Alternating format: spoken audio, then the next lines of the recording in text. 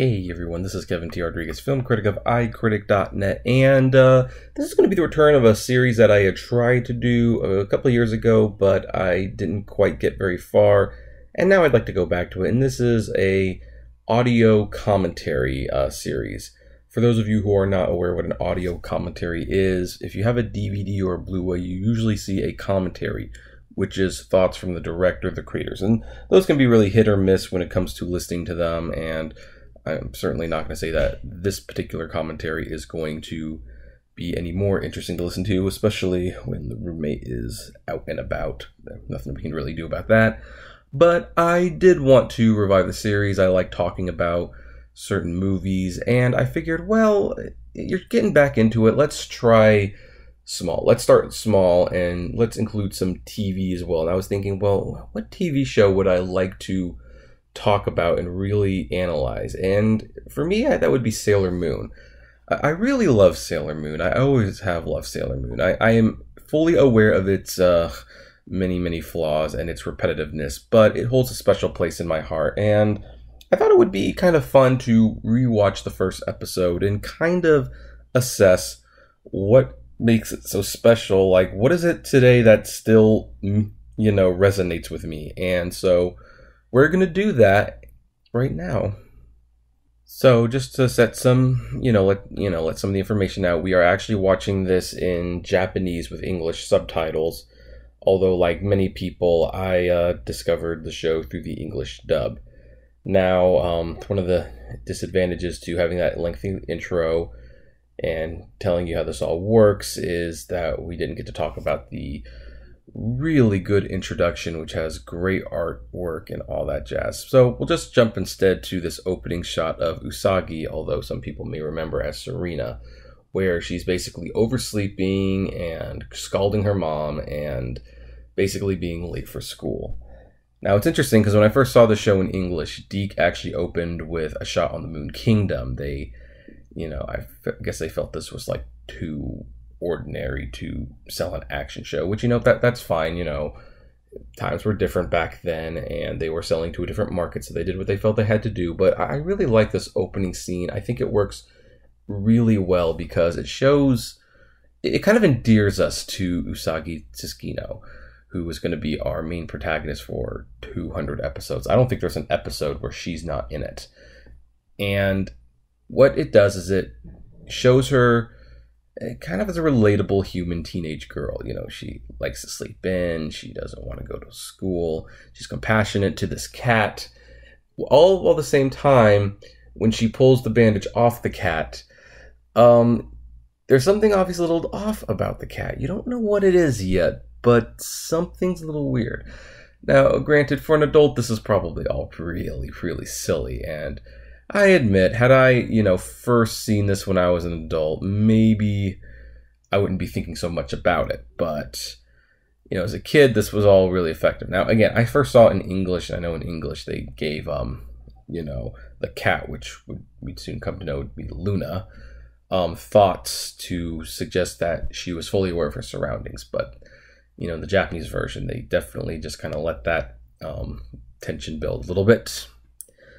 And what's also really endearing about this opening is I can't think of too many times where they have really hinged an entire show on how much of a, I'm not going to say failure, because there's a lot of anime where the main character is essentially a failure at the beginning, and the whole point is that they get stronger as the series goes on. Sailor Moon's not so much about that. So their introduction of Usagi is basically that she's unreliable and she's kind of weak and she's a crybaby and she's not someone you typically would depend on. And knowing that this is essentially going to become a superhero show, this is a really odd way to introduce a character because, Peter Parker might have been a loser, but he gained super strength when he gained powers, and he was at the very least confident. I know the Tobey Maguire movies showed him as like being bullied and stuff, but he was a very confident person for the most part. But Usagi is not Oh, by the way, what you're seeing right now is Sailor V, and it should be noted that the creator of Sailor Moon, Naoko Takeuchi, she actually made a Sailor V manga first. Now, for years, you couldn't read this in America unless you did an illegal scanlation, but Kodansha Comics has since published it, and I have since read it, and it's okay. I mean, you can see the building blocks of what Sailor Moon would become, but it was a little rough around the edges. The artwork wasn't as beautiful. But Usagi did actually have a few little cameos, so she was already setting things up for Usagi to be very important. But pretty early on in the manga cycle, the editors wanted to kind of suggest that, hey, why don't you do like a team superhero thing? Like, one of the things about manga creators is that while they might have an idea, the editors can sometimes really dictate where the story goes. So while Takeuchi originally wanted to just make it about Sailor V, the editor said, well, you might want to do like a team of superheroes instead, kind of like, Power Rangers, which is I think it's called Sentai Warriors in Japan, though I'm not the biggest Power Rangers fan, so don't quote me on that one.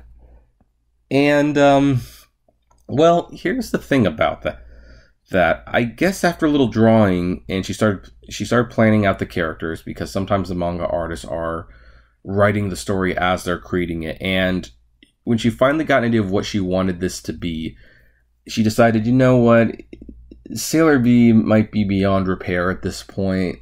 I'd have a hard time really integrating what I have in mind into this. So let's just end Sailor V and we will reboot, so to speak, with Sailor Moon.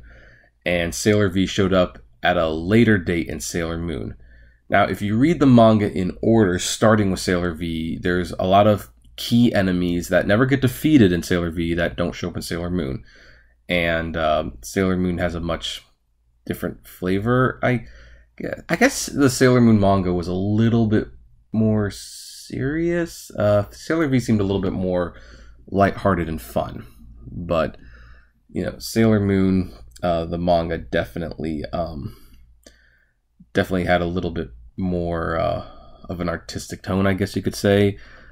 But the TV show, the anime that we're watching right now, and probably should be talking more about if we're being honest, kind of struck a nice little balance. I think it was being developed while Sailor V was still in production, and Takeuchi pretty much gave them some notes, but for the most part, in the first chapter, but for the most part, they were pretty much left to do their own thing, which is why the TV show and the manga only have surface level similarities between the two. So, and while I was talking about all that, we got introduced to our main protagonists of the series, Queen Beryl and the first of the four generals, Jadeite. Now, the four generals in the manga were friends with each other, and they were loyal to each other, and eventually they would have like a much bigger connection with a certain Tuxedo Mask that was never quite addressed in the TV show. In the TV show, for the most part, they're all rivals with the exception of Kunzite and Zoisite, who were actually upgraded to lovers in the show, which they were not in the manga. And they didn't interact, and Jedi kind of lived in his own little bubble in the TV show. For the first 13 or so episodes, he was pretty much the only one. We had no idea that there were other generals. And this is where the show starting out can actually be a little repetitive, because it follows a monster of the week formula. There's a monster that's introduced, Sailor Moon and her friends fight it, and then they repeat the process. And she doesn't really fight Jadeite until, 13 episodes later, which at that point we are introduced to Nephrite, which pretty much introduces us to the actual story, because right now we know that the enemies are collecting energy. We don't know why exactly.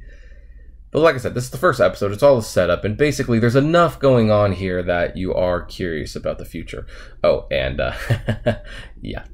this scene. This is the first meeting between Usagi and Mamoru. Now, what's really fun about this is that one of the strengths of the first season of Sailor Moon is the relationship between Usagi and Mamoru. She hits him with a paper by accident. He calls her Bunhead, which I will say in the English version she was nicknamed Meatball Head, which, yeah, you know what? That's a pretty good compromise. And the funny thing is Mamoru is pretty unassuming, but he's got a brash personality, and I actually kind of liked it when they were kind of doing the will they, won't they thing, and when you see them slowly falling in love, which the manga had them fall in love a heck of a lot faster, as did the Sailor Moon Crystal anime. But the regular anime took its sweet time, and I think a lot of us actually kind of appreciated for that, because Mamoru kind of became more or less a token boyfriend somewhere down the line, where he would just show up as Tuxedo Mask, you know, spoiler alert, I guess, and save her. But in the first season, he's actually a fairly complicated character and has his own story, and he doesn't get along with Usagi. In fact, that's, as we watch her crying here, just, you know, sobbing her eyes out, I'm kind of reminded, like, the show actually really forced you to, you know, warm up to Usagi. Like we're given a really flawed, but in a strange way, very human character. And by the way, this was one of the, I think, early appeals to Sailor Moon. You had a very average girl who wishes she could just be normal. Now, this is universal across the world, but in Japan, there's actually a social element here that might be lost on some Westerners or other parts of the non-Asian communities, where and it's actually highlighted in this scene right here, where good grades and working hard and being responsible is not only desired from your kids, it's a requirement. The kids are raised to work as hard as they can, plan for your future. Once you've got a good job, once you're married, once you're settled down, then you can have fun. And so a lot of Japanese kids, they don't have real, I don't want to say that they have abusive childhoods or anything. I'm not going to go that far, but they sometimes don't get to enjoy their childhood as much as I think other kids of the world do. In fact, I think I remember hearing that kids in Japan go to school till like 4 or 5 p.m. in the evening, and then they have to clean up after class. And that's why a lot of children's anime like Sailor Moon actually start at like 6:30 and 7 p.m. because of the demands of school. And keep in mind, there's still homework to do. I believe they have homework. I didn't go to school in Japan, but I don't think that would change. So Usagi basically being a blatant, how should I put this? Let's say she's a professional goof off. She just doesn't take any responsibility seriously. And so I think a lot of kids in Japan, especially the girls, really wanted to be her. Like, you know, yeah, I relate. We just want to have fun. We don't want to worry about school or all this stuff. And then for them, the real conflict isn't the enemy of the week. It's actually the scene that's coming up right now, where she's about to find out that she is the guardian of love and justice, Sailor Moon. And what does that entail? Well, it means that you have another responsibility you have to deal with. You have to fight monsters when they come up, and on top of school and on top of your hectic schedule, you now have less time for fun. A lot less time for fun. And so I think that's actually where Sailor Moon appeals to audiences, but for completely different reasons. Because the Japanese kids are relating to this scene and kind of going like, oh man, I mean, yeah, it's cool. It's fun to watch him fight the monsters, but we relate to her a lot because she has this extra responsibility that she did not want. and she has to take care of it. In America, where maybe the pressures of school and getting into a good college are not as big of a deal. I mean, it is a big deal for some, but not to the extent that it is in Japan. You know, little young girls and boys even can watch this and like, ooh, superpowers, ooh, talking cats, ooh, monsters. So Sailor Moon is unique in that it has worldwide appeal, but sometimes for very different reasons. It should also be noted that in America, I think Sailor Moon was watched by just as many young boys as it was girls, where in Japan it was very, very much a girl show. In fact, I remember when I got like the movie on DVD and my dad caught me watching it one time. He actually said, "So, Kevin, this Sailor Moon thing looks like it's made for girls." And it's like, well, yeah, it is, but I like it. What can you do?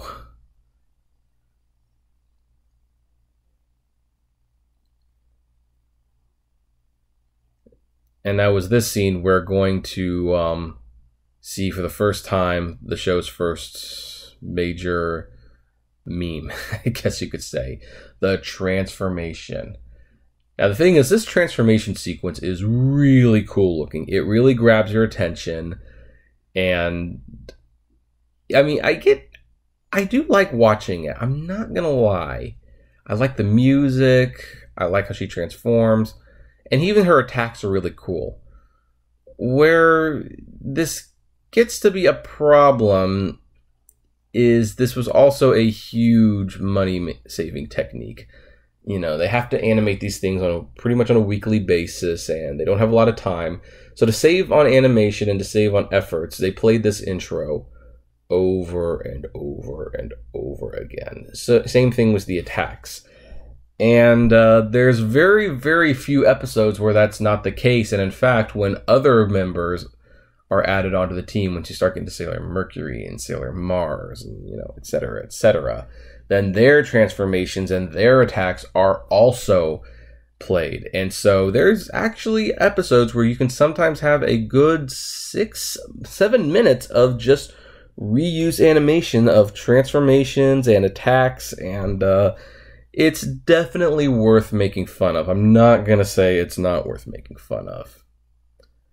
Now, another thing I want to comment about this episode that I kind of ignored is that there's a bunch of Sailor Moon products out there.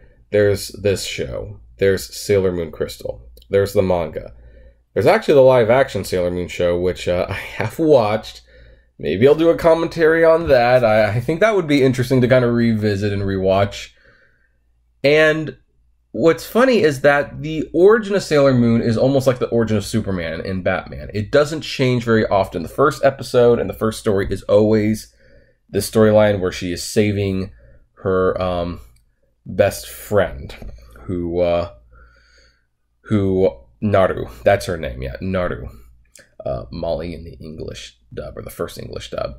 This storyline is always repeated, regardless of which version you're watching. But then after the first episode, it's always interesting how all the incarnations of Sailor Moon, while they still follow the basic general, you know, the Dark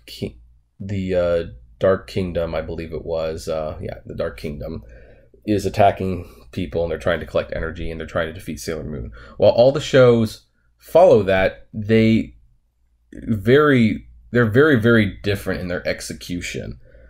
So the first episode of any Sailor Moon show is always kind of like a slog to get through when you watch multiple incarnations, because it's like, oh, great, we got to do this storyline again. But, you know, it's also nice that the origin story is pretty consistent. I do know that with several animes where they have had different versions, sometimes the origin story plays off very differently, but in this case, I think we've gotten like at least 3 TV shows of Sailor Moon, and the first episode has always been the same. Oh, now that rose is from Tuxedo Mask. Now, what's really funny about the rose from Tuxedo Mask is that it's probably his signature move. It's what the character is most known for, throwing the rose and stopping the enemies, and yet the rose doesn't actually appear in the manga. that was a TV show creation. And I hear that the only reason that the Rose even exists is because when they sold action figures, they needed the characters to have props, and they weren't aware of Tuxedo Mask's little staff yet, so they created a rose. They thought it looked good, and it looked stylish, and so they'd have him throw it. And it's really funny how iconic that became. But in the manga, it never happens.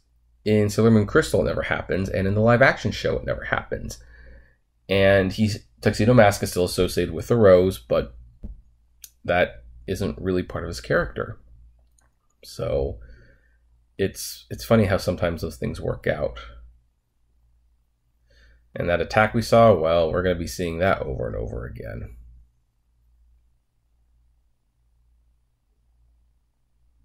Completely random side note, when they were considering making a live-action Sailor Moon with Melissa Joan Hart as Serena, for some reason I always thought Tom Hanks would make a good Jedi. I do not know why.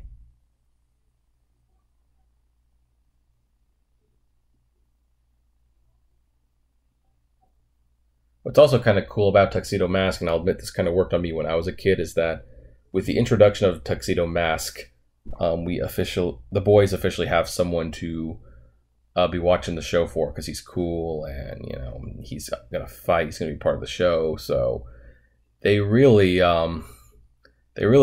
cast quite a wide net with this series.